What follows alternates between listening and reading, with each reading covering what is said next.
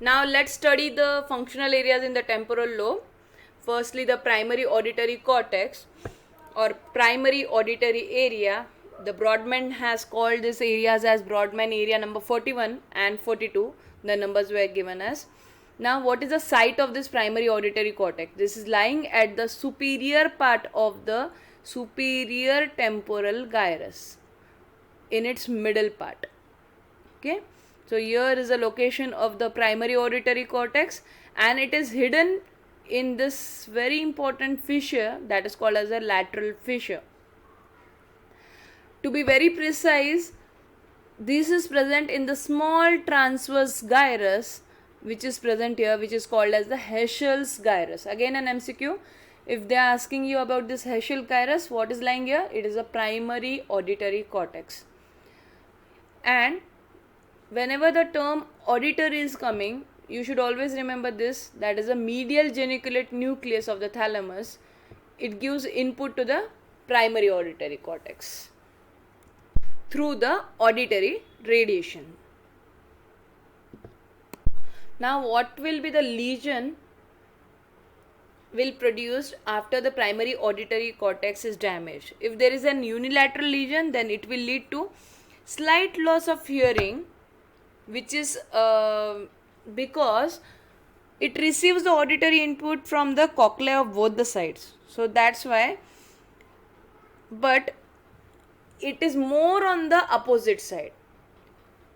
If there is a bilateral lesion of the primary auditory area, that will lead to complete deafness. That is called as complete cortical deafness, because the lesion is lying in the cortex. That's why it is called as complete cortical deafness. Now the next area which is important in the temporal lobe is the secondary auditory area, which is also called as a auditory association cortex or area. The Brodmann has given it as area number 22, which is seen here in the diagram, area number 22. So what is the site? The site is behind the primary auditory cortex. So we have seen here, it was the area number 41 and 42 which was here, and just behind it lies the association area, that is the auditory association area. This auditory association area, it receives the auditory inputs from the primary auditory area and correlates them with the past auditory experience. So that's why here the hearing sounds or words are interpreted. So the lesion in this area will lead to inability to interpret the meaning of the sound heard, and the patient may experience the word deafness, which is also called as auditory verbal agnosia. That is also called as the sensory aphasia, in which there is inability to recognize the meaning of the sound. Now the functional areas of the occipital lobe, it consists of the primary visual cortex area, also called as the Brodmann's area number 17 or striate area. Here we can see the area number 17, which is a very close relation to that of the calcarine sulcus. So this dark black color line is the calcarine sulcus, and this dotted structure is nothing but the area number 17, which is also called as the primary visual area, and it extends till the occipital pole. So this is seen only on the medial surface of the cerebrum. So each lateral half of the visual field is represented in the visual cortex of the contralateral hemisphere. And if there is lesion in this area, it will lead to homonymous hemianopia. What does this term mean? Firstly, we will understand the term hemianopia.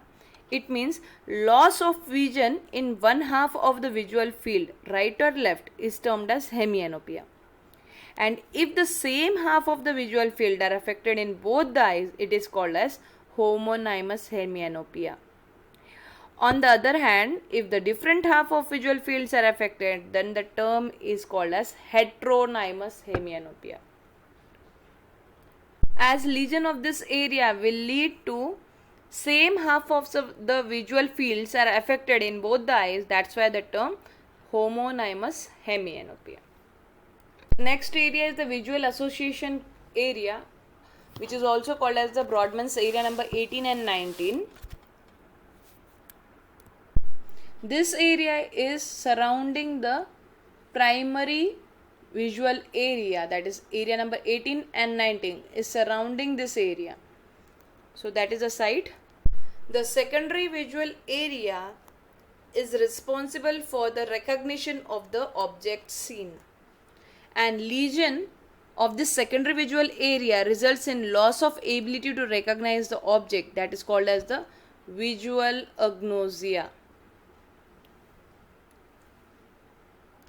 Now let's quickly revise or summarize the cerebrum by looking at this video. We have taken an half section, that is a sagittal section of the brain, which shows the cerebrum, the cerebellum and the brainstem. We have seen that this cerebrum, it consists of 3 poles, 3 borders and 3 surfaces. 3 poles are the frontal pole, which is a rounded one, the occipital pole, which is on the posterior side as well as it is pointed one, and in between the frontal and the occipital there lies one more pole, that is called as the temporal pole. After that, let's study about the surfaces of the cerebrum. It consists of superior lateral surface, which is shown here in this way, that is the superior lateral surface. Now this surface is the medial surface of the cerebrum. Okay, these two are connected by means of the corpus callosum, and this is called as the inferior surface of the cerebrum, which is irregular shape.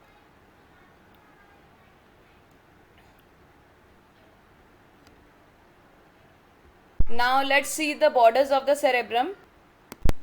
So first border is the superior medial border, which separates the superior lateral surface from the medial surface. Then the next border is the inferior lateral border. This separates the superior lateral surface from the inferior surface. Here you can see this, how it is arranged. This border is called as the superciliary border. Superciliary border, because it is near the eyebrows part. And this border is called as the medial border. Medial border, which separates the